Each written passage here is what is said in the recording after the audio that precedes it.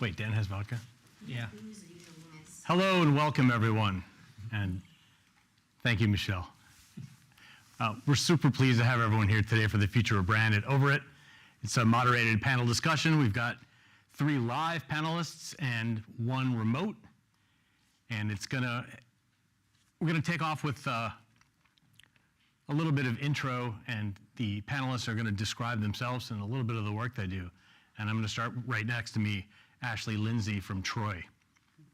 Hi, nice to meet everyone. I'm so glad that you're here. My name is Ashley Lindsay. I'm the creative director and founder at Digitally Grounded. We do branding, websites, and SEO services. And like Doug already mentioned, I'm a native of Troy. I went to Lansingburg High and just decided to stay here in the Capital Region. My name is Louis Wittig. I'm also from the Capital Region, Del Mar originally. Bounced around a bit through a couple careers and a couple iterations, but now I'm a creative director at Partners in Napier, which is an advertising agency based in Rochester, New York, but I work from home still in Del Mar. So pretty much just coming up with creative for ad campaigns and helping brands to market themselves. Hi, I'm Jeremy Evans. I'm a senior graphic designer here at Overit. I've been involved in creating brands and creativity for about 10 years here, about 5 years previously. I started a company with a couple of friends, and we kind of competed with Foursquare for a little while. We sold that off. And then I joined Overit. So I've been here working on brands that you might know, like local stuff like the Port of Albany or CDTA, and other brands that are in verticals like education, healthcare, entertainment, travel, stuff like that. So I'm glad to be here. I'm glad to see everybody, and hopefully we can answer some questions today. I think I'm next. Yes. My name is Gina Isham. I'm a sonic brander and sound strategist at my company, Dreamer Productions. I also have a sub-site for education called Sound and Marketing Learning, where I post all of the resources and articles that I have been finding on my own educational journey, as well as coursework that I have in learning the power of sound in marketing. Thanks, Gina. I think we've got a few slides that everyone prepared. So if we can move to Ashley's mini deck, we can talk a little bit about, or Ashley can talk a little bit about kind of work she's been doing. Yeah, this is one of the websites I did for an organization, well, a company, Baker Public Relations. They're based in Albany and Pittsburgh, and also going to be having an office in Florida. But I built their website and really just started to collaborate with them on a lot of different projects. So we've been partnering over the years to really just serve people in the capital region with PR and websites, and it's been really amazing. Is that Megan Baker? Mm-hmm. The former news anchor? Right on. I think there's that also, that kind of like public radio, public media sort of thing too, having that in common, because I used to work in public radio. But yeah, so that was one of the websites that I had created. And then I don't know if they're gonna go to the next one. This was some work that I did when I was at WAMC that I'm really proud of, and I just wanted to share. 51% did their rebrand of the podcast. I'm sure a lot of you are familiar with it. But this was another thing that I had a lot of fun putting together. But yeah, primarily been focusing on websites and SEO these days. So I wanted to make sure that I included a brand that I had some fun creating. And then this was for Erin Maven. She has holistic wellness. She does beauty from the inside out, and she's a really eclectic person as a brand.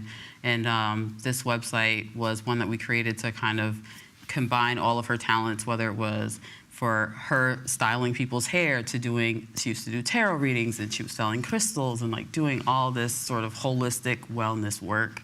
And it was a great joy to be able to collaborate with her on that project. And since then, we've become really great friends. That's really the added benefit of working locally, I think. I think we've got a deck for Lewis. Ooh. I'm looking at my picture and I'm like a little parrot. I'm ready for my close-up, Mr. Yeah, no, I'll just sit here and stare at myself for the next 3 minutes. Excellent. This is, maybe things got switched up, but it's okay. I'll run through this really quick. If you think, hopefully I would. I had some videos about stuff I've done, but that was somewhere else, and this thing has popped up now. So I will talk about this. And I had this question: does brand marketing still matter? Next slide. Oh, they don't. Okay, yeah, okay, good. So brand marketing is a lot of work. It's the big TV commercials you see. It's the airplane that flies over the beach, if they still do those things, with a message that just says smoke cigarettes, which of course that's not the message anymore. But it's sort of the big broad messaging about brands. And it's popped up in conversations with friends a while ago, or colleagues. Is this still worth it? Is this still something we should do? Because it seemed to be slipping in recent years for reasons that will be apparent on the next slide. We have these things. I thought I'd call it algorithmic digital marketing. It's Facebook ads, basically, these ads that follow you everywhere. In this era of, when we used to have big brand messages, now we have these little ads that can follow us everywhere, and they're faster and more measurable than brand marketing. Next slide. And soon, or maybe now, in addition to these Facebook ads that can follow you everywhere and tell you exactly when you want to eat potato chips and that potato chips are 50% off, now we've got AI, which will soon let anyone with an iPhone mimic the distinct aesthetic qualities that make your brand stand out. So let's say you've got a brand of potato chips and you've spent all this money on graphic design to make your beautiful logo and package, and now anyone can do that in 30 seconds. Is it still worth doing then? Next slide, I'm sorry. Okay. So the question, is it still worth doing? I have a thought about that. It starts with a book I read a long time ago, and it got me thinking about brand in a certain way. What is a brand, really, when we think about it? I mentioned the plane with the cigarettes, which makes no sense, and the potato chips. But what is a brand, really? I think a brand is, next slide. A brand is basically an argument about your product or service. So whatever you're selling, whatever you've got to share, your brand is all the little, seemingly intangible. It's the bits of design, the bits of voice, the bits of copywriting that make a almost subliminal argument about why you should use that product. So a brand is an argument. Next slide.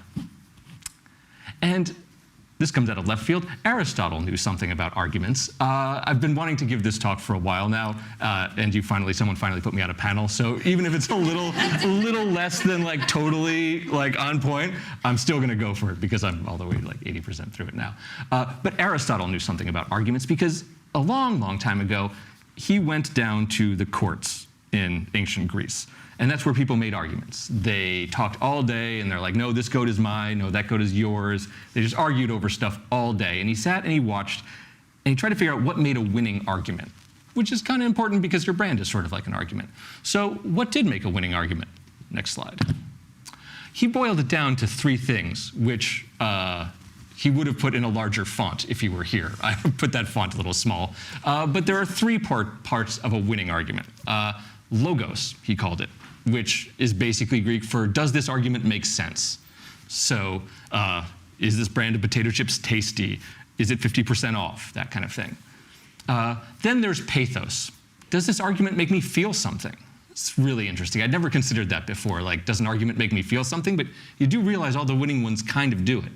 And then finally, ethos. Do I trust the person making this argument? We've all probably had this experience buying a car, perhaps. You say it's a great car, you seem friendly enough. Do I trust you? The ethos might be missing in the argument of the person selling you the car. So next slide, there's these 3 elements. Now, I think all of the Facebook ads, algorithmic digital marketing, it sounded smarter in my head, but they can really enforce your logos. Right? They can really help you make that argument about why you should buy a certain product now or later or whenever, because they can sort of find you at the right moment and give you exactly the logic that you're looking for, which makes sense. Oh, man, now we're so perfect now that you're reading my mind. But the logos is only a third of a successful argument, and thus I'd say a successful brand. Ethos equals trust, and trust is something that only human beings can have, right? You see lots of Facebook ads, but do you trust them? I would suggest maybe you don't as much as you think. Next slide. And pathos. Pathos is all about emotion. So 1/3 of what makes a winning argument is emotion, and only humans can do emotion. Only people can communicate emotions to one another. So though AI perhaps can help with the logos, you've got these 2 parts that only humans can do. Next slide. So how can brand marketing be more successful and more useful and more relevant today, in this very moment when it's threatened by computers and AI? Well, I would say be more human. I probably took a little bit more time with that, but my basic message is that brand marketing is really good and it should be more human. And with that, I'll pass it over to Jeremy. Sorry. Thanks, Lewis. So I'm going to talk about some stuff that comes up on the back here in a second. Adam, you can toss it up whenever you're ready. I don't really have any prepared statements for them, but I just threw together some artwork that I've created over the years, brands, logos, doodles, just fun things to share and kind of show and talk about. Generally, in my job, we have to be very agile. So I'm asked to do, a plethora of things here at Overit. So I'm showing just a very small piece of some of the branding and illustration work that I've done over the years. But we've also done a ton of PPC marketing and billboards and websites. And so I was going through my work and I was like, geez, I don't even know how to show all this different stuff that I've got. So I boiled it down to just some black and white marks and things that I've created over the years that I think are really important and kind of illustrate the important part of brand that Lewis was talking about, which is the logos. This is the non-human part. I guess there's a little bit of humanity in it too, but this is the part that AI can take care of. But I think what I like to do with my brands is, and especially with my logos, is tell a story, not just with the mark itself, but with all the elements that I include.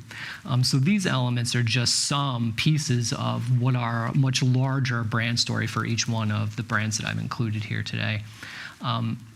But for my part, I think to add on to what Lewis was saying, it's just as important to have the human part in the element as it is to have any kind of computer-aided tools, whether they be AI, Illustrator, Photoshop, because at the end of the day, all of these ideas are inherently human. So yeah. I can speak to that for Jeremy as well, because having been in a number of presentations with him now, he named his logos. Yeah. Yep. And so there is a human element to. I name my logos, I name my color palettes. I like to name things because when we talk, if we're having a conversation at the table with a client, it seems much more human to say, I really like, instead of saying I like option 1, you could say I really like emerald, or I really like, Persephone, or whatever the name is that I chose for the logo or for the color palette. And it makes it more of a, an inviting element to chat about and to talk about, rather than like this prescriptive thing that I'm making a decision for someone. So I definitely like to name things. I think it does help it become more human. Agreed. That's really smart. Gina. My turn. I just saw myself hovering above you guys. That was weird. Sorry I couldn't be there today. I'm in Sacramento, so I'm on the other coast right now. But what I wanted to kind of talk to you about is sonic branding, which some people know about, some people think they know about, some people don't know anything about. But basically, it really coincides with what Lewis was talking about, that Aristotle was talking about, pathos and ethos. Pathos, feeling something, ethos is trust. And as Lewis said, and you guys were concurring, only humans can emote. So if we can find a way to make a brand be more human, bring out its humanity, we're onto something. And I think that we're really going to bond with the consumer of today and tomorrow, especially with the excess of communication and content that we have out there. I think that this is a way that we can break through the mold and actually have somebody recognize us, be aware of us, bond with us, and start talking about us to other people that we may not have contact with or a way to.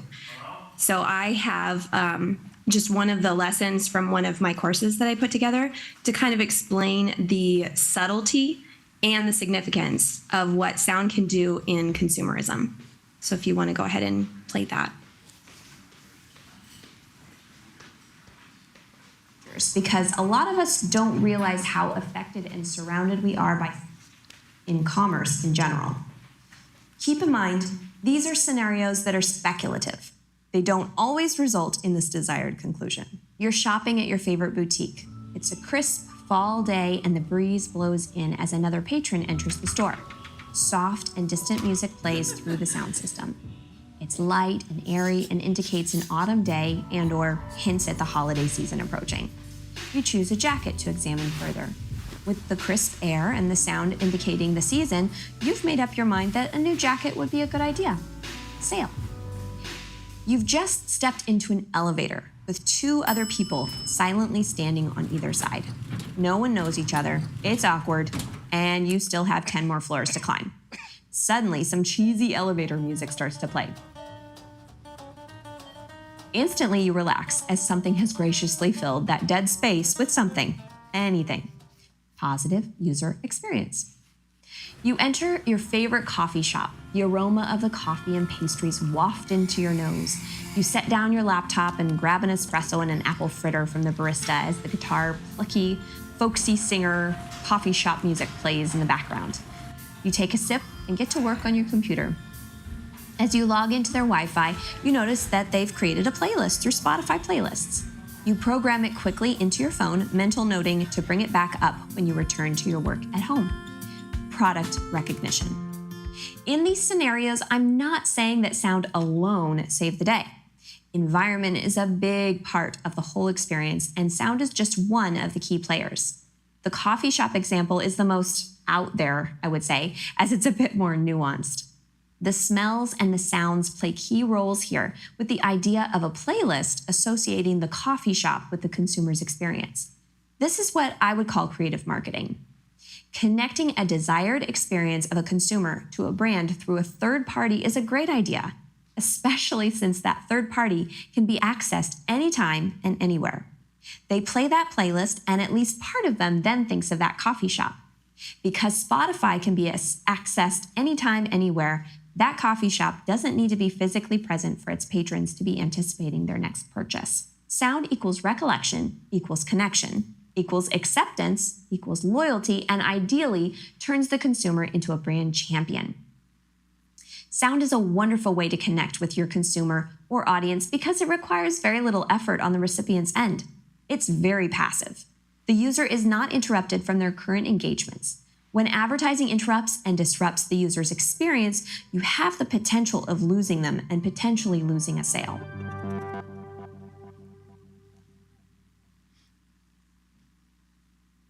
So basically, the idea that I have here is that sound is an enhancement. It's not necessarily sound only, but sometimes it is. That's what I focus on, is the emotional connection that you can build through sound with the assistance of the other senses. Thanks, Gina. That was great. And thanks to the other panelists as well for those intros. I think it's super interesting. And I know we advertise this as the future of brand, and I think there's a lot we can talk about. And I did notice that AI was mentioned a few times already, so I want to put the brakes on that, just temporarily.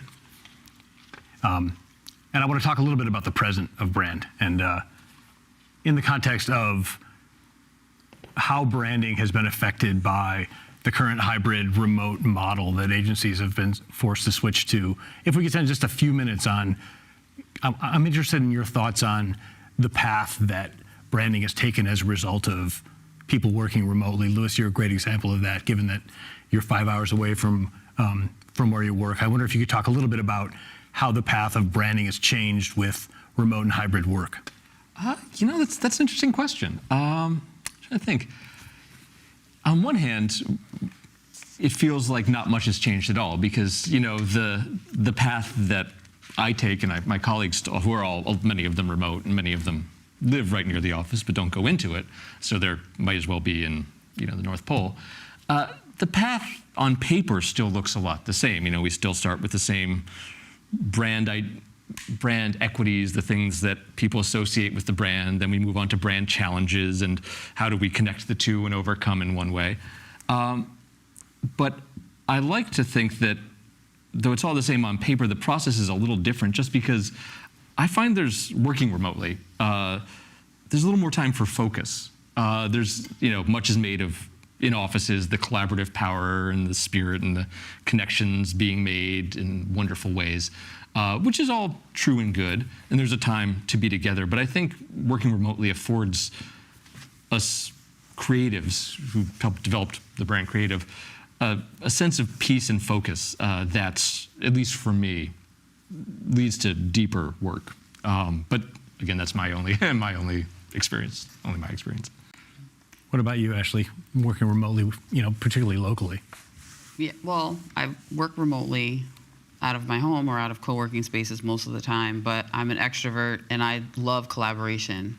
So I'm kind of like a weird juxtaposition, because everything I do for Digitally Grounded is remote. But I do take time to meet with people in person wherever I can, get that connection, feel the vibe, feel the energy, because for me, that helps me connect with the person that I'm serving. And it's funny, I have a 3-year-old at home, so when you said working from home gives you focus, the first, I thought, oh my gosh, the opposite is true for me.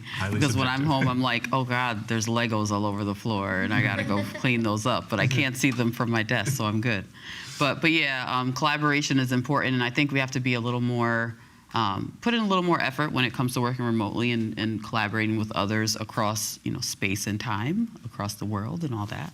But it's something that we've adapted to very well. And for those who are more extroverted like myself, I say even if you don't get a chance to go into your office and work with the people in your office, do whatever you can in your local community to just be around other people and connect with other humans, not only for your peace of mind, but to refuel your creativity when you're creating brands and other things. Yeah, it's super interesting. I feel like our business, whether it's advertising or design or any parts of the Venn diagrams that those overlap, would have never allowed this like remote hybrid model to flourish without global pandemic. Like you could try it, but you'd never get as much acceptance as a result as we've had with the absolute necessity of it. Yeah. Jeremy, what about you? Probably the wrong person to ask about this question, just because I was chastised by my fellow coworkers for not coming to the office as often as I probably should. But in the hybrid model, I work from home mostly. Mostly just because it suits my lifestyle. I have kids at home and stuff like that, so it makes my life a little bit easier. But in terms of the actual, like, day-to-day production things, Lewis is right in that not a lot has changed when you look at it on paper. Generally, the process is pretty much the same. It's just we're doing it, and we're having Zoom meetings or we're having Google meetings instead of meeting in person. But in terms of actual process, I actually find that what Lewis says being true, being an introvert as well, like when you're alone in your room and there's really not a lot going on and you can focus on something, and I find that really lets me, build to things. There was time here when I was in the office working, we work in a very large open space in the other room out here, and I was looking down, just working, and I look up and there's like a sea of people standing in front of me that have been brought there like, hey, let's talk about design right now. And I was like, oh, geez, hi, everyone. And I'd like give a little impromptu presentation. So it's nice to not have that kind of a burden on your back when you're sitting and working, and it lets you really focus on, what's important. For my part, I work with a couple of people every day who are really important, and we all work together in software. So we have a nice collaborative space where we're able to kind of turn each other off and turn each other on when we need to. We can visually share our screens. We can get pretty much immediate feedback just like we would in the office, and almost better because there's not the little like poke on the shoulder, like pulling you out of your own world kind of thing. So I find that, as much as I do miss being in the office and having the big collaborative space with all the people and the surprises, I like to be able to focus, and I think that it's actually allowed me to be a better creative in some ways. Yeah, that's interesting. I think there's a big benefit to having that kind of autonomy, and certainly the flexibility I think everyone really appreciates. I think there's a gestalt, though, with creative teams where not necessarily tapping people's shoulders and, having them come over to the clipboard, but I think there is some things with regard to particularly design teams where we do better work as a group when we're aware of what people are working on, and we're not just looking at the Brady Bunch screen of 9 floating heads in a meeting that we put online that would normally you just turn your chairs around in the studio. So I'm a little bit torn.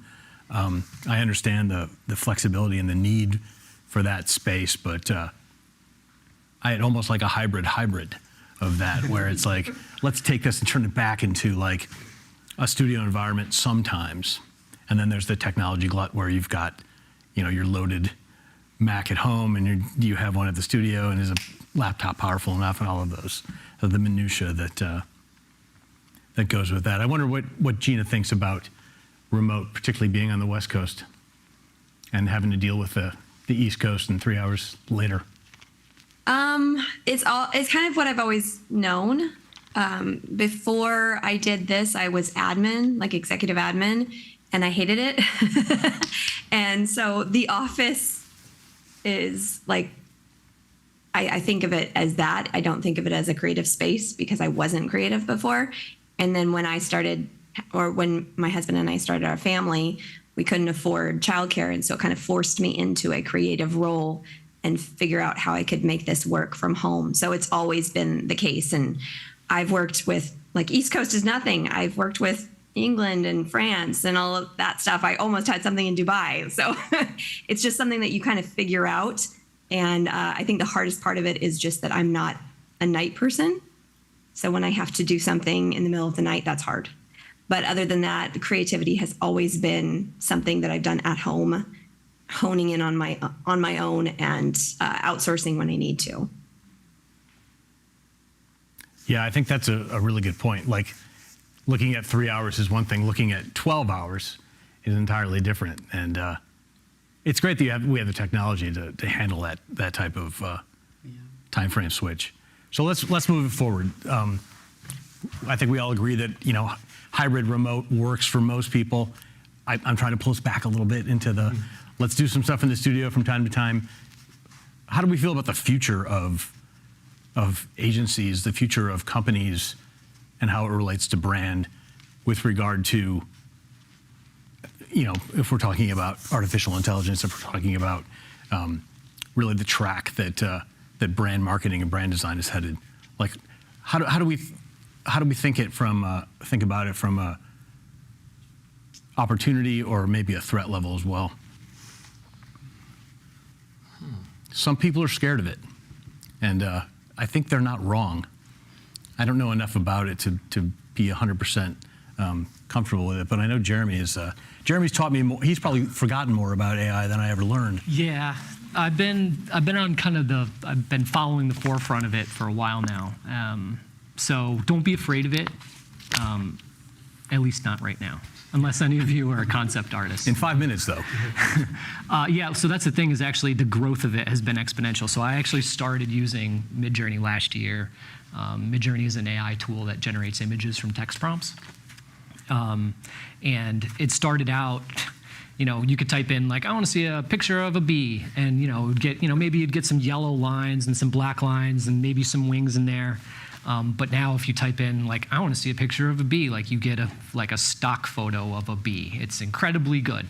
And there's a lot of talk about the sort of the implications of like copyright law and the training on these models. What I would say to that is, regardless of whether any one of these models goes away because of the way it was trained, this is going to be a tool that we're going to be using.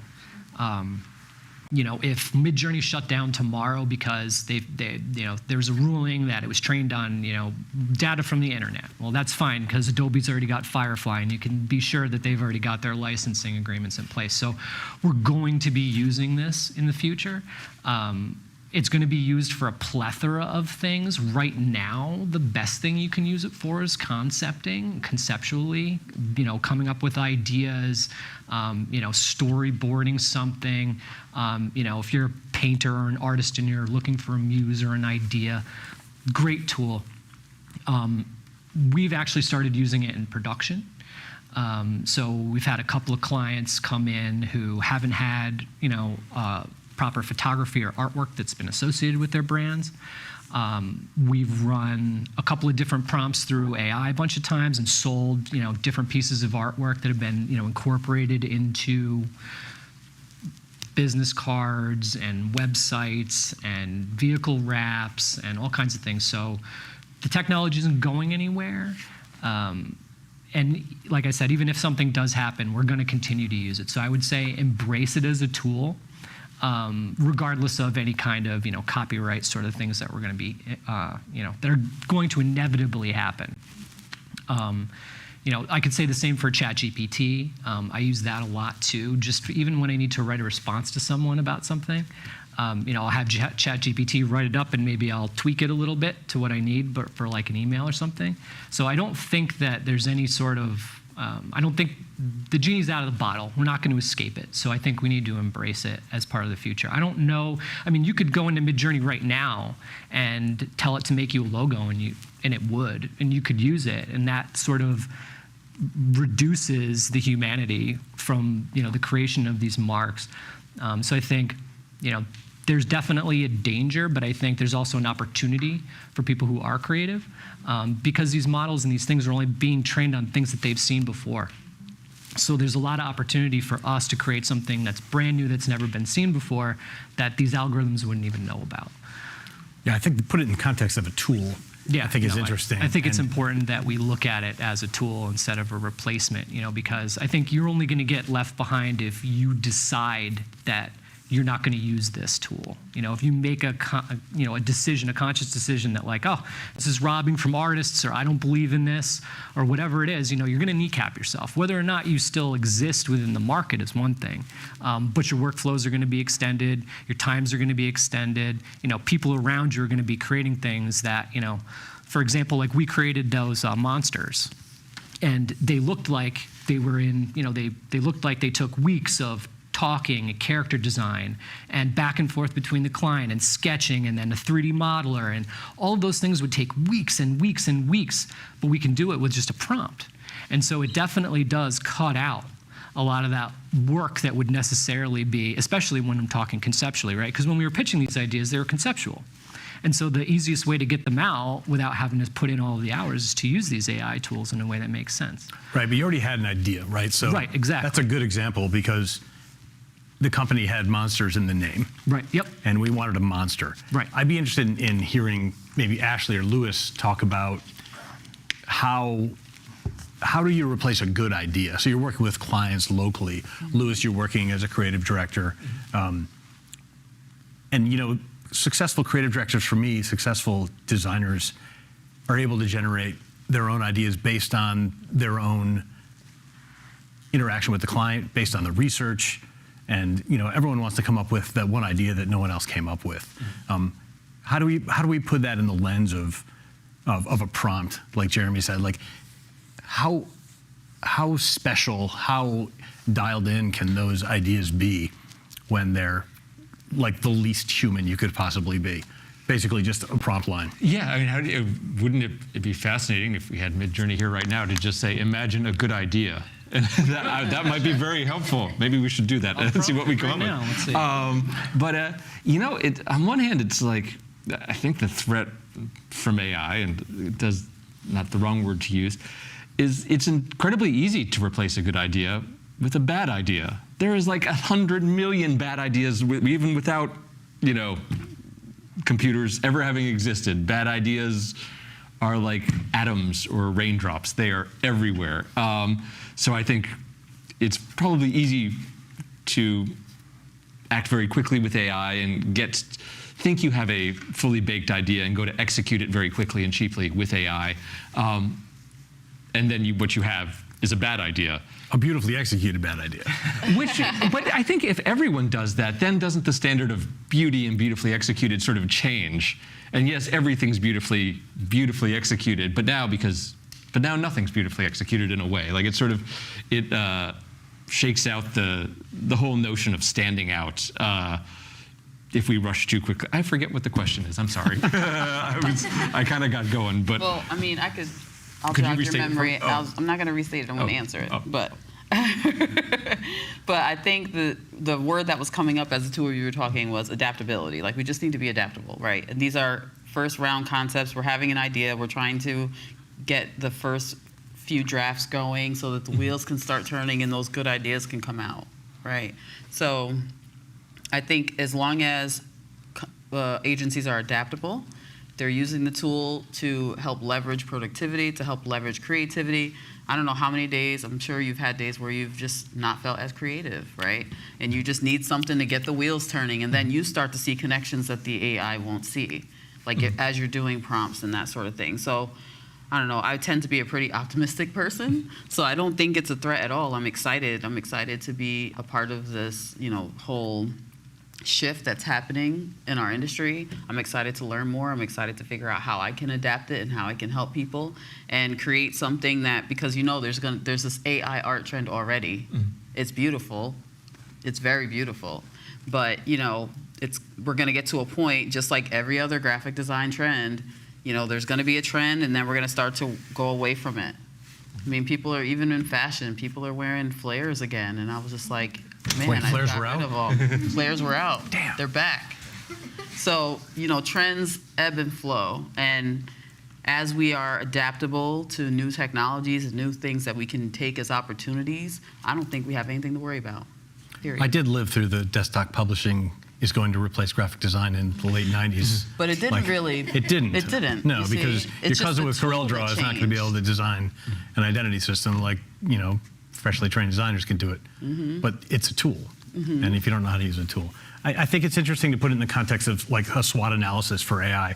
I was super interested in hearing what Gina might say about, with regards to threat, and because it seems like sound design might be really susceptible to that as a threat. Yeah, I mean, I think that it got hit before visual, maybe, just with. Sorry, I'm hearing my feedback, so it's a little misleading. But yeah, I think it's just like anything else. It's a phase, and it is something that, as a creative, I think that we know the difference. We do. And I think that it's our responsibility to use it as a tool and to educate our clients and consumers the benefit of using the human element of it. So like when somebody says, oh, why would I pay for this Sonic logo when I can go and buy one out of a production library? And my argument for that would be, okay, yeah, you can do that, but I wouldn't see that as premium. I wouldn't see that as a one-on-one connection between the client and the creative, where a human, at least at this point, can still come up with something off the cuff that may not make sense logically, but it might be like a hint of sarcasm or an innuendo from a campaign that happened a long time ago. I don't know why I'm thinking of this, but if you remember, it was a Starburst commercial for berries and cream. Do you the little remember lad? that flavor? The little lad. Who doesn't remember the little lad? What the frick was that? But it is the funniest thing in the entire world. And like my 8 and 6-year-old, I showed it to them and they constantly request it. And they'll do the little kick at the end. And it's like, what does that have to do with candy at all?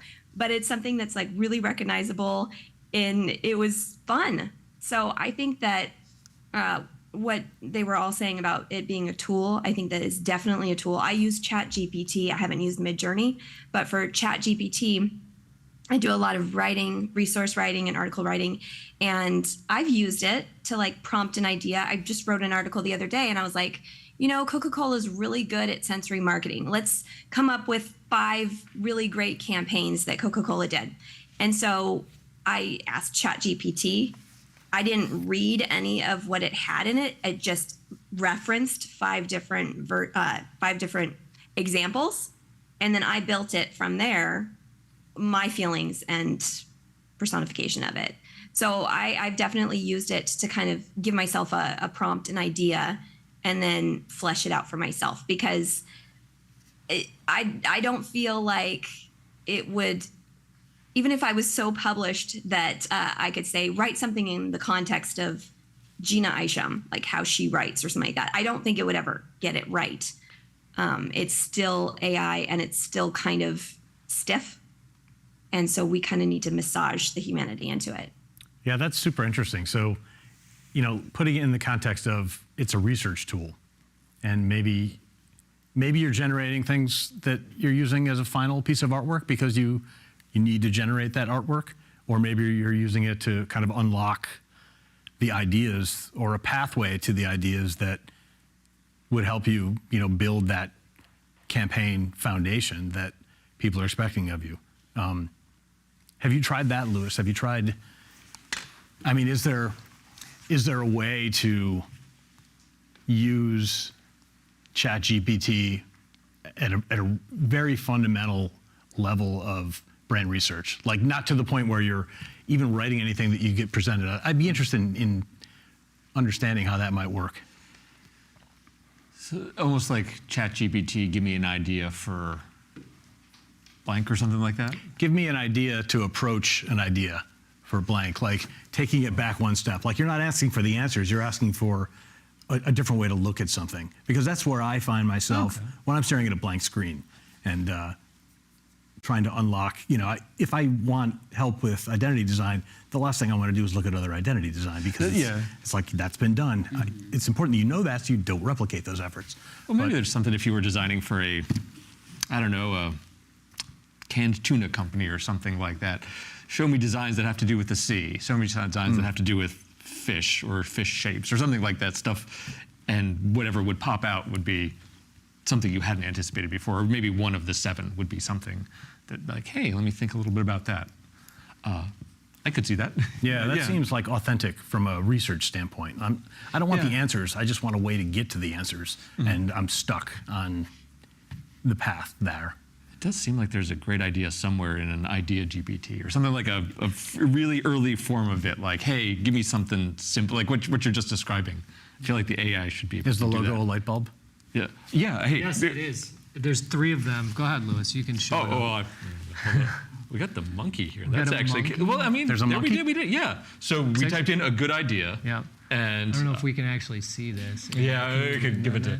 But so we've got a floating city inside a light bulb, a large light bulb with several children inside of it, which is interesting, and a lighthouse.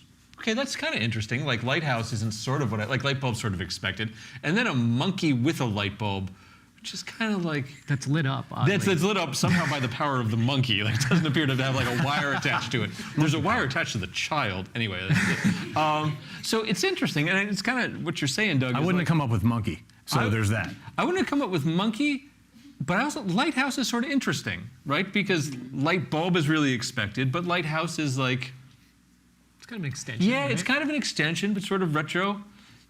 Landed. Very interesting. It's Yeah, very yeah. solid. It's promising. It's giving Right. you a warning. It's leading you the way. It's navigation. Very. So I guess you're right. Is the point. Yeah. Yep. Absolutely. Well, now, did we get lucky, or was it? What's that? Did we get lucky with what we consider a good idea with one prompt? I don't think so. Not with this Well, we one. sort of didn't have an idea. They gave us some stuff, and then we kind of talked to what an idea might be. Right. But we still don't That's what I'm actually getting have at, an right? idea. It's like you're in the periphery Yeah. It It of trying to started the come up. conversation. Right. Yeah, Exactly. yeah, exactly. Yeah. Well, and that's one of the benefits to this. I'd also say that like for writing, like sometimes I use ChatGPT just for like give me a counterpoint to this point that I'm trying to make, just to make sure that I don't sound stupid or that like a professional or somebody else would look at me and be like, didn't you know that? And I'm like, no, I didn't know, but if I can get a counterpoint before I send my email, even better, So there's a lot of different ways that you can use it in your flow and still, be authentically human at the end of it. Yeah, that seems like an important point. Like, ideate GPT. Did we just invent that? all I just Yeah. said? We just.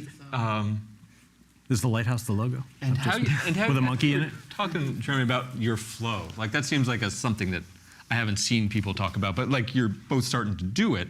But like, where does it fit in your flow? Like Doug was sort of suggesting the beginning, but in the middle of your email, like Yep. it's defining the flow of Yeah, where it fits could be really I interesting. think like whenever, like sometimes, you sit down and when you're creative and you're just like, I know exactly what I'm going to do, or I have an excellent idea, or I've spoken to somebody and I just have this awesome muse and I'm going to sit down and do it. And then other times, like you either like, sometimes you work with a client and all they have is a logo and you're just like, what am I supposed to do with this? Like you don't have any brand standards at all. Like, what do I do? And so a lot of times, I'll just start to play. And once I start to play around, I'll get an idea. And then, like maybe I'll use ChatGPT, or I'll use to come up with a phrase, or I'll use Midjourney to come up with an image that supports an idea that I have because I'm missing, that core, like, let's say I'm building a website and I have a piece of messaging for the hero, but I don't really have a great image there. Like maybe I know that I want something, but I'm not really sure what I want. Maybe I've checked some resources, I've checked with the client, because there's always a lot of, there's always a lot of traps that stop you from getting to where you want to go. And so sometimes, like you throw in a prompt into Midjourney, or and sometimes I look at it, it's almost no different than like searching for an image on Getty. Like if I need a photo of a school bus because I'm doing a website for a school, then, like why not, right? And so these tools can help when you don't have the resources. When you don't have, like if you don't have a subscription to Getty, but you need a photo of a bus and you have, you pay $5 a month to Midjourney or whatever, all of a sudden you have access to a wealth of things that maybe you wouldn't have had access to before. So it really, for me, it comes when I feel like I need it. When I'm in the flow and all of a sudden I feel as though I'm lacking in something, or I feel as though whatever I'm creating is lacking, that's usually when I'll reach out to another tool, whether that's AI or Getty, which to me is just another tool, right? It's just a little more traditional. Sometimes I think Midjourney is a little better than stock. Sometimes they have that nice little flavor that they put on everything. It just Yeah. makes the images look just Yeah. so much nicer. And I also like, being a POC person and wanting to show more POC people in stock photography like it's a big issue. Yep. So it's kind of nice to have a more illustrative, beautiful illustration that has, somebody that's a POC person instead of the same standard stock that we see everywhere. I think also nice Jeremy to- made this point to me the other day. He said, look at this image. It's too good. It must be AI.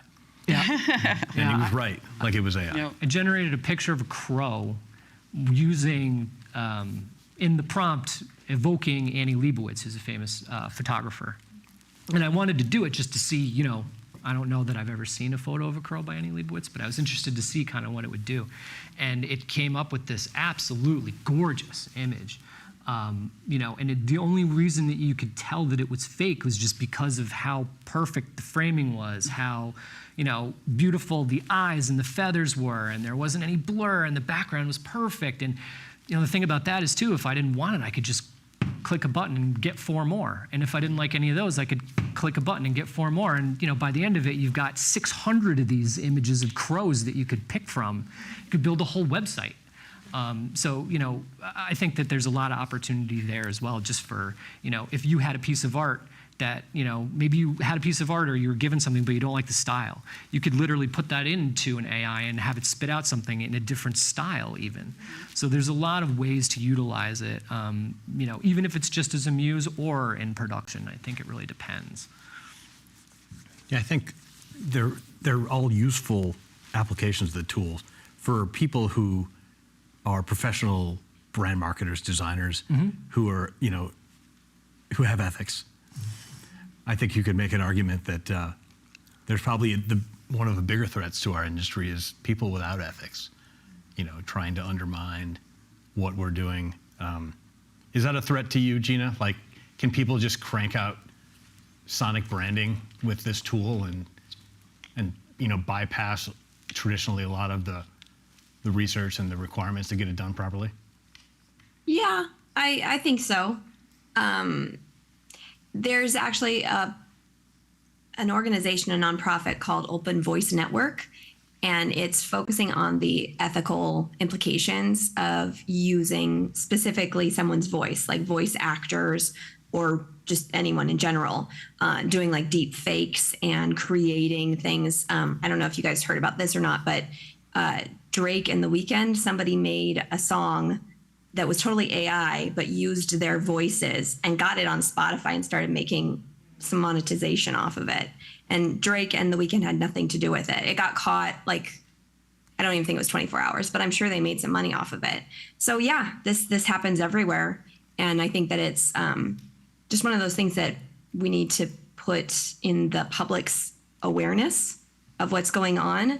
And if there's any way that we can kind of give them red flags to look out for, I don't know. I think that people generally get that the deep fake videos is wrong. So, yeah, I don't know. I don't know how to fix it, but I know it's out there. And I think that it's just, we have to trust our own creativity and our process and hope that nobody does it to us, be aware of where we could show up and track ourselves as much as possible. Yeah, it almost comes full circle to the argument Lewis made initially, like, do I trust this? And have you been tricked? That's true, yeah. I mean, it does sort of blur those lines, Because you're way past it doesn't look right. I Yeah. don't trust it. Like, it looks perfect, like Jeremy said. Yeah. Better than perfect. Well, but in therein, perhaps you don't trust it. Right. Then if it's perfect, then in fact right. it isn't. But yeah, you definitely imagine the example of a kid who's writing a report on crows or something like that and pulls out this fantastic image of a crow to illustrate in. I don't know. Is that wrong? If he does it, I guess it depends on the context. But it's probably going to be harder for brands to be policed in the same way that The Weeknd and Drake can raise their hands and say this isn't legitimate. When we're dealing with jingles and brand colors and that sort of thing. I think there's a legitimate argument to be made for these tools to, and I think Midjourney's actually come out and said something about this in the past, but to create a tool that at least allows somebody to put an image in and go, did you make this? So Midjourney's talked about basically creating a tool where you could take an image that you found from anywhere and upload it into their system, and it'll tell you like, yep, this is AI, we made this, or nope, this isn't AI, as far as we could tell, it's not. We didn't make it, it's not in our database. So I think that the manufacturers of some of these tools also have a responsibility to kind of be forthcoming in the way that they're manufacturing and perpetuating these tools. I think one of the great things that Midjourney decided to do is make their site, and a lot of these sites, they're not scrapable.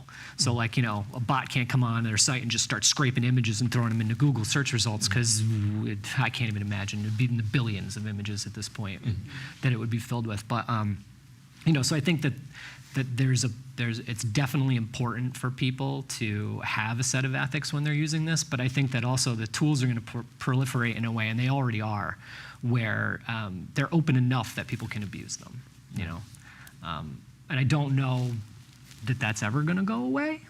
What will the first big brand that gets caught doing something nefarious be? Like the Drake Weekend thing is interesting, but it's probably an end user just trying to make a buck. That's a really interesting Like question. something will happen, right? like Someone's going to get caught using something proprietary, and it will. Well, And you'll lose that this has confidence. happened in politics. When you see people running for offices and stuff like that, they use their pump up music. And I think, what was it?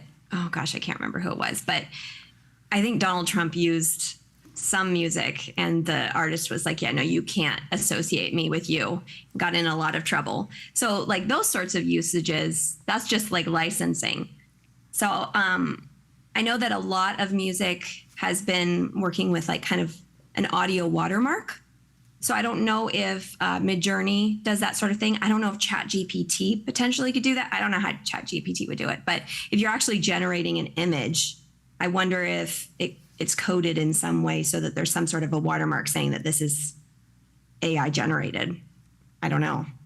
Yeah, I know that they have discussed that. I think the creators decided to not do it, but I think they decided to not do it because, one, obviously the beautiful image that you have now has a watermark on it, and there's no way to get it off.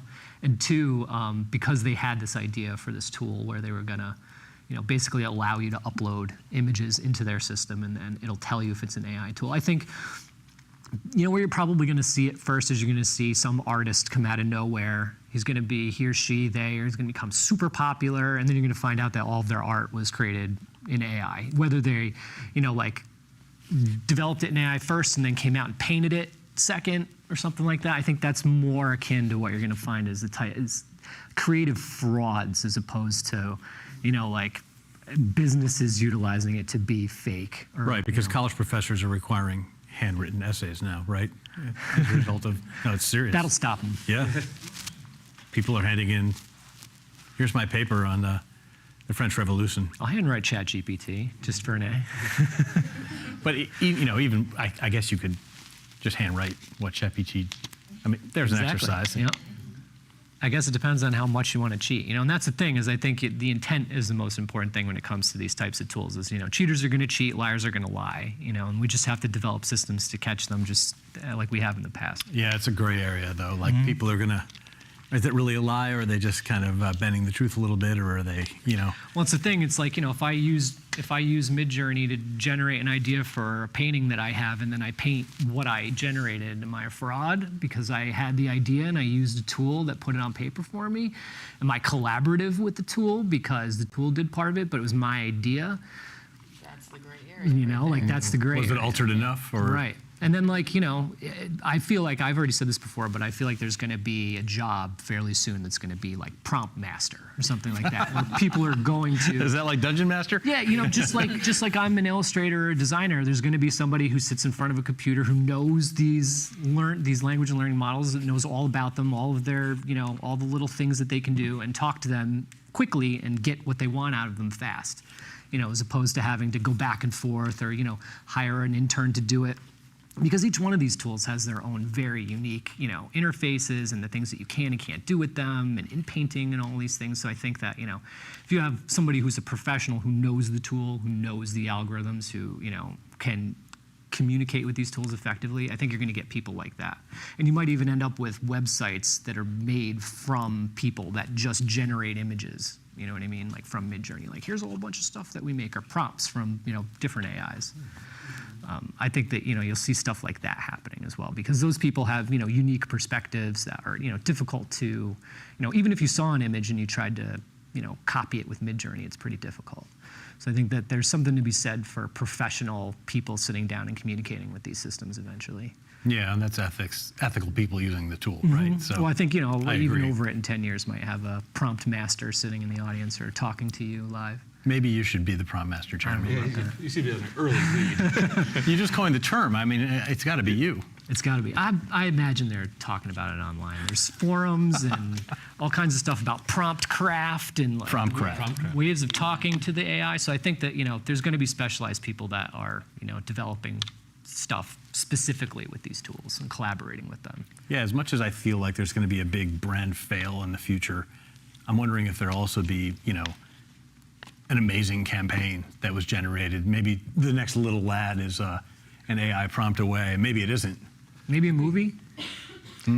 I've seen a lot of stuff from people posting online, like little movies that they're generating using AI tools. So I wouldn't be surprised in the next 10 years if there's, a 13-year-old kid with an iPhone that's putting out a movie that goes to, some crazy film festival and we're all watching it. Like the tools are coming, definitely on their way. Yeah, or shooting video for brands using that as a tool. I think to answer your question, which we moved on from like 3 minutes ago, but like the first big brand failure, I think might be like a manufactured trend or something. Like I could imagine like, say Pepsi wants to like convince everyone that kids under 12 are drinking Pepsi. So they can generate 1 billion images of kids doing some, I don't know, remember planking when that was a thing? Yeah. You could just create a fake trend, generate 1 million realistic images of it, flood social media all at once. And then you'd get some kids, I don't know, Pepsi planking, or maybe they're all standing on the can, whatever the stupid thing is. They can generate very easily and very quickly the impression that it's happening all over.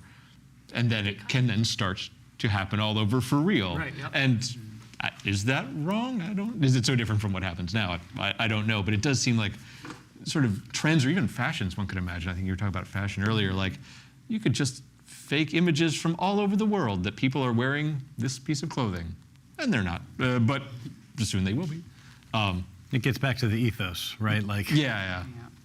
Do I trust? Yeah. That feels a lot like 80s, 90s advertising where it was just sell, sell, sell. Everybody's doing it, It could circle back with AI generation and go back to old marketing of you need this because everyone has it. Well, in a certain ways that would Instagram and TikTok sort of are in a lot of ways. They are. That's sort of like it's not quite as clumsy as that. Like all the kids are doing it these days, but that's the message for sure.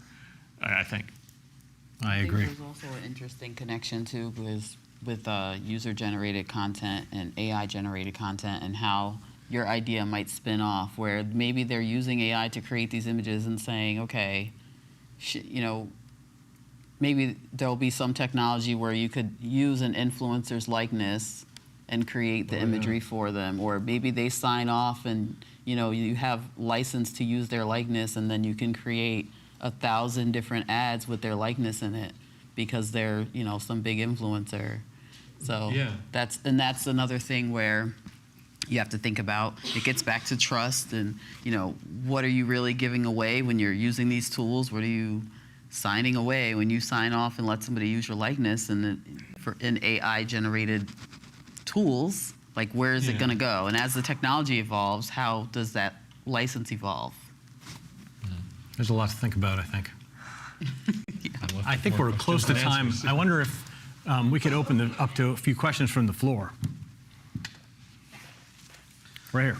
So, Jeremy, right? Yep. You mentioned that I wrote this down so I didn't forget. For the people online. All good. No pressure. All good. Okay, so Jeremy, you mentioned that the speed that content can be created with AI is obviously rapid, and you've been a part of that. There's been some usage there. I'm a designer myself, and I just started freelancing, so I'm a little bit new to that game. Welcome. So thank you. So starting with AI, in the mix is definitely different than not starting with AI. And so I think what I'm having a little bit of trouble with, and I hope that you could touch on it, is how do you prove your value to your potential client with all of these new developments in AI? And, you know, obviously we can generate something in like 5 seconds or 10 seconds, if you will, or maybe 5 minutes, whatever the program is. But seeing as though with all of that being said, we're still the designer at the end of the day with creative direction and a brain in our head. How do we prove that we have value in that we're still worth the money that we may be asking for? Sure.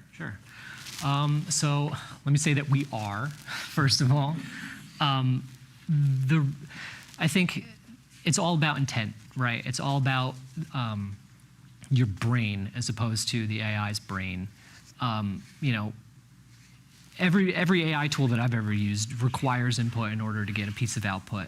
And a lot of times when I put in input, the output that I put in doesn't necessarily make any sense. Sometimes it does, but I think when it comes to proving value, I think it comes more into, you know, being able to prove the way that you think as opposed to the way that you show or the way that you know, produce work. There's still a place, obviously, for doing really good work and showing off creatively, whether that be, you know, with AI as a helper or not. You know, but I think at the end of the day, you know, the cream rises to the top, right? The good stuff always rises to the top and the bad stuff kind of sinks away. So I think like if you come to a prospective client with really good ideas and a solid background and a solid portfolio, I think that's the most important thing to help develop trust. Really the ideas and the creativity that comes behind the ideas. And then if you have, you know, a couple of things that you can show off, that's great. But I think more than anything, it's about the presence that you bring in the room, the ideas that you bring to the table. I think those are more important than, you know, successfully executing on any particular brand, if that's helpful. Very helpful. Thank you. Sure. Gives me hope. You can do this.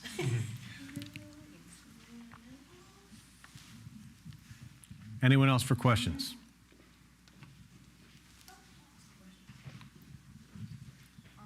So I have a very technical organizational question. I'm interested in how teams collaborate on branding project.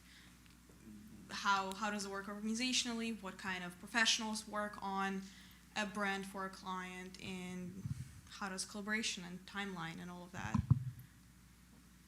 I think I could talk a little bit about that, being involved in the team here. It changed a little bit when we went online. A lot of the meetings that would take place in a room were now scheduled for an online meeting where, you know, you hit a little button so that people know you want to talk. So it's a weird dynamic. But is your question about how does it happen or how do you do it? More from like a human resource standpoint. What kind of professionals collaborate on branding projects? Right. So I can speak for Overit, right? We have a design team. We have account managers and project managers. We have strategists who are also writers, who are also kind of de facto creative directors. And we have a creative, we have a CCO, a creative communications officer. I think every agency is set up a little bit different. And because we're trying to get to that kind of big idea that Lewis mentioned, where we're providing not just, you know, at the end of the day, a series of visuals that look good and are on point for a client, but they're also based on an idea that we've done research and we're trying to provide that value above and beyond what maybe the competitors could provide. So almost everyone here in some capacity works on brands, whether they're a programmer, developer, videographer, audio engineer, you know, VP of blank. It's almost everything we do here is about brand marketing to some degree. Dial it up for some brands, dial it down for other ones. But I think because we have that kind of singular mission where everyone wants to, at the end of the day, do the one project, make that project special and make it memorable, we're all kind of tuned into that. Does that make sense? Yes. Okay. Thank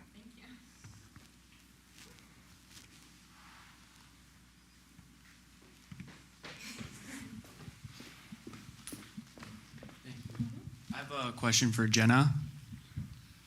I'm personally, I deal with more like graphic and visual elements and I've been using AI tools in that regard, and I've seen a lot of impact that it has in the sound field and audio industry, but I personally don't know like where it comes from. I just kind of see what happens.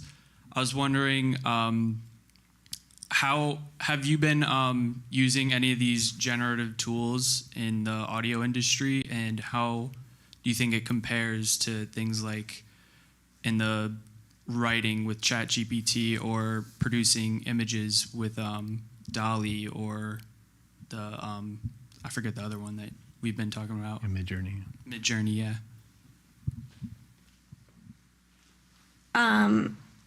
Yeah, I think that really the only way that I generate music and sounds is I either create it in my digital workspace or I use like a sample library, which is just a sound.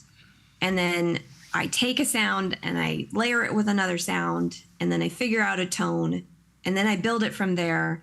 So, I mean, in that respect, I do use some kind of enhancement of sorts, because I probably use that more than actually creating a sound from scratch from an actual waveform. But ultimately, it's me. You know, I'm the human that's actually putting this together. But that's how I use it. I think of the AI generated for images.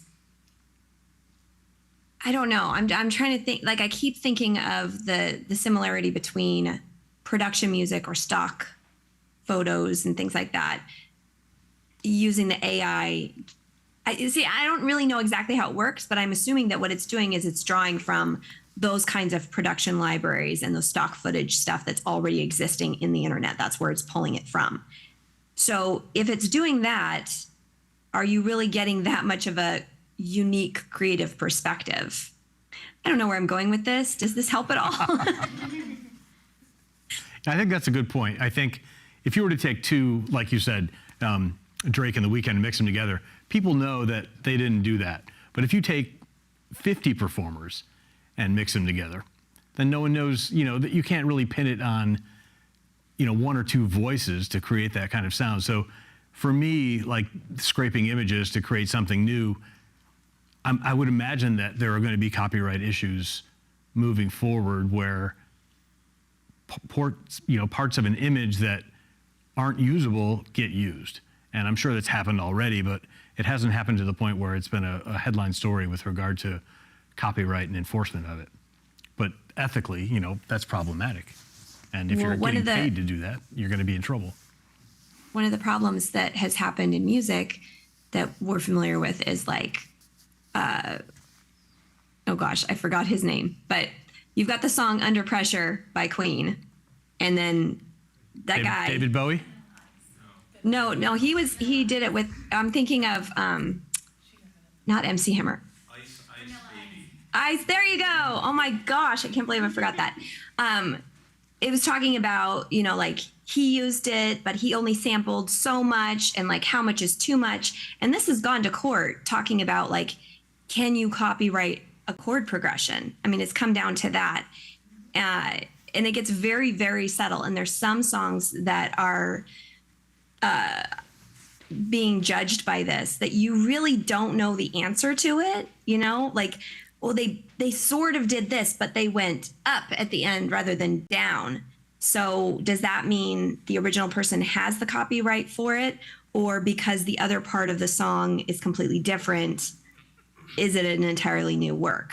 And I think that with the AI generation, I think we'll probably get to that point where it's like, well, it started as AI, but this much of it was created independently by another person who actually owns the copyright, like the chicken and the egg story. Are you calling for a Vanilla Ice comeback? No.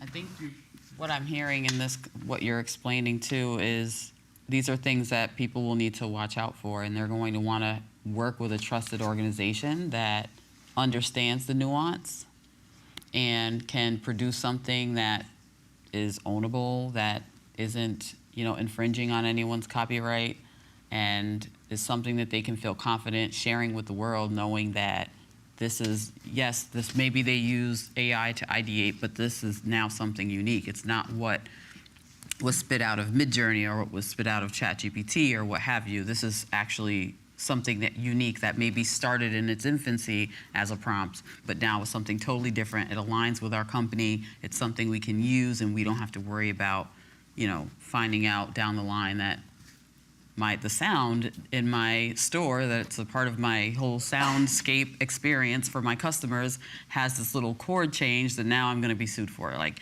you're the professional in the industry, and you know what's right and wrong, and people are going to come to professionals because of all these gray areas and nuances that are still in development.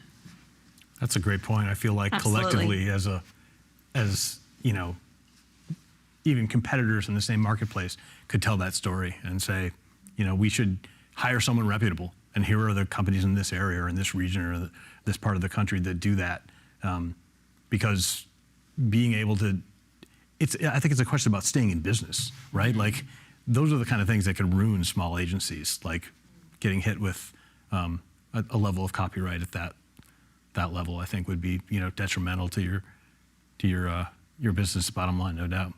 That's why you got to make sure you know what you're doing and use it wisely, sparingly. Yeah, it's a tool, right? Yeah.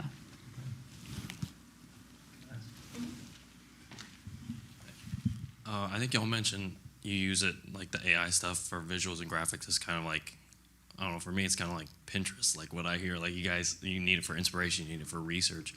But I think our generation and people now, we take a lot of pride in the work that we create, and I think that's kind of keeping us from using it as the final product.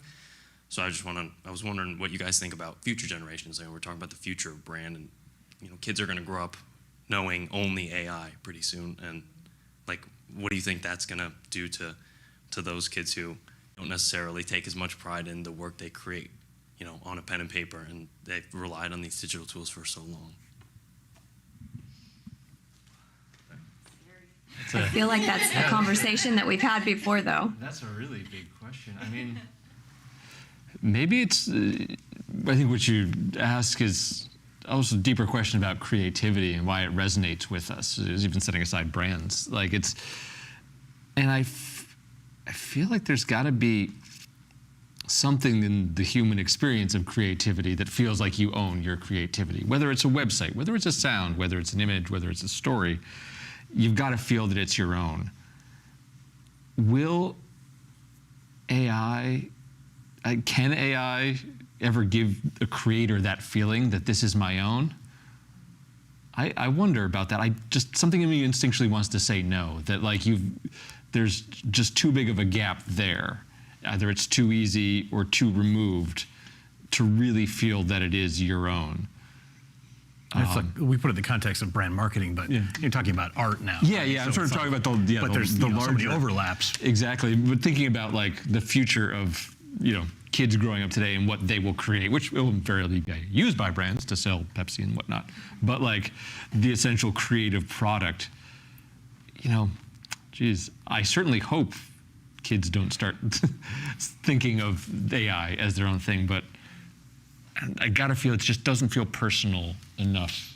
I don't think as humans and humanity that we'd be homogenized enough to go in that direction. I think there'll always be people that are outliers or don't follow the trends or want to do the opposite of the trend because it's just who they are and what they're passionate about. Yeah.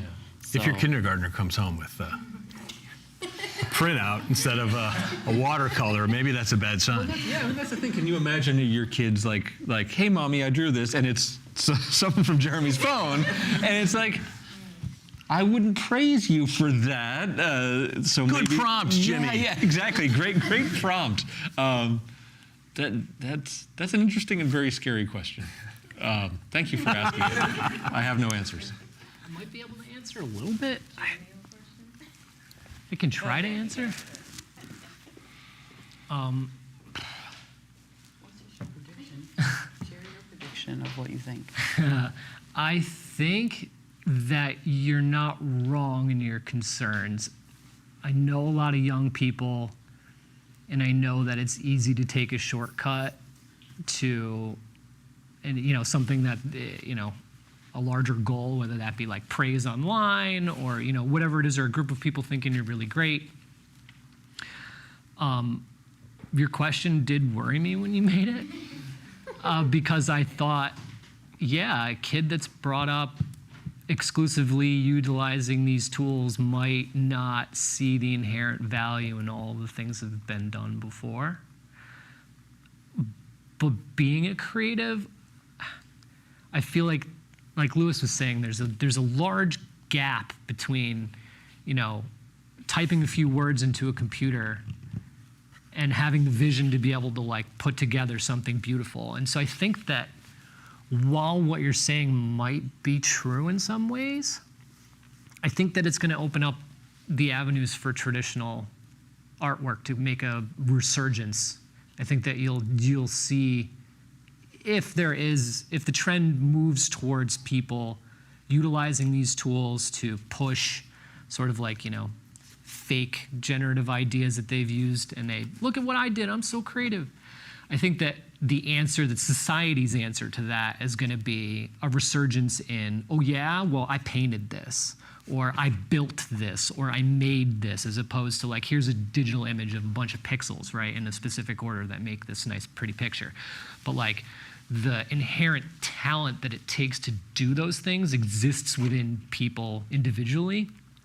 And I think that those people would look at AI and be like, what? I think they would be insulted by it. And I think that as much as I see the next generations utilizing these tools in that way, I think there's going to be enough people who are born who are inherently creative and who utilize the old school tools that there's going to be more value placed on that stuff, I hope. A line that you have to tell a client you're using AI, whether it's sound, video, chat GPT? I would. I do. Yeah. There should be. Is there one? No. No, but there should be, I think, as a standard. You should be telling the people what tools you use when you create. I think that's kind of a standard anyway. And in our case, what's the reception from the clients been?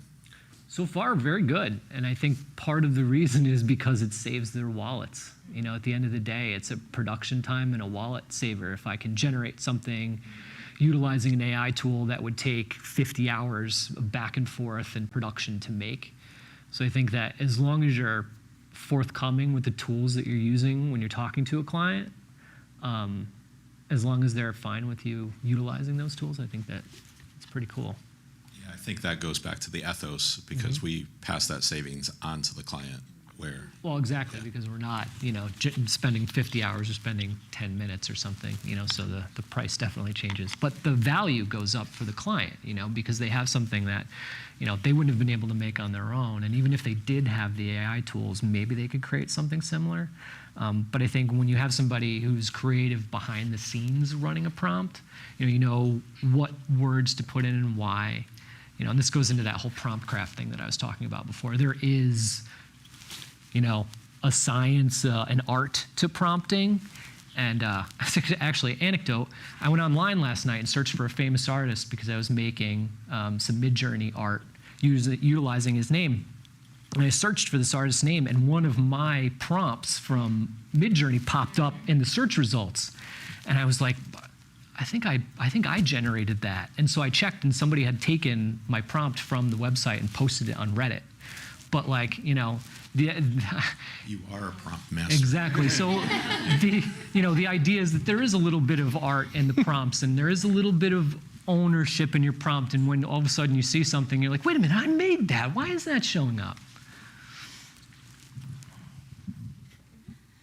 So my question is more in regards to audio branding. I work for a nonprofit in downtown Albany. We have a large event that we do every year that we're looking to rebrand after this year's event. And I thought maybe audio branding could be an avenue that we could look into after hearing you speak. How would I go about starting that process? Well, first off, what are you looking for? Because there's a lot to do with sound. Sure. So I work for a nonprofit that helps manufacturers and technology companies grow and stay in New York State. So the event revolves around upcoming innovations, technology, game development, advanced materials and manufacturing, AI, Industry 4.0, a lot of the high-tech areas, as well as agriculture and other things like that. It's a big umbrella. So this would be an event? Correct. It's a 2-day event. Yeah. Okay. Yeah. Basically, you would want to just kind of figure out where you would want sound, like not just music, but sound, because there might be something about some of the tech companies, the sounds that they make that you might want to highlight. You might want to have event music playing throughout. Maybe you do a limited podcast talking about the event and the different companies and products that are going to be available. There's a lot that you could do. And what I usually tell people is to think ahead of hiring someone to do something and be like, these are the spaces that we want music or sound. This is the sounds that we kind of feel explain or emote what we're trying to sell. And it kind of gives a foundation base once you actually hire somebody to create sounds or a musical arrangement or any of that stuff. Thank you.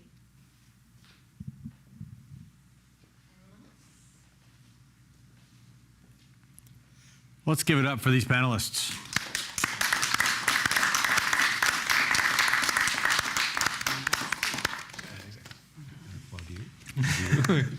Thanks, everyone, for coming. Not applauding.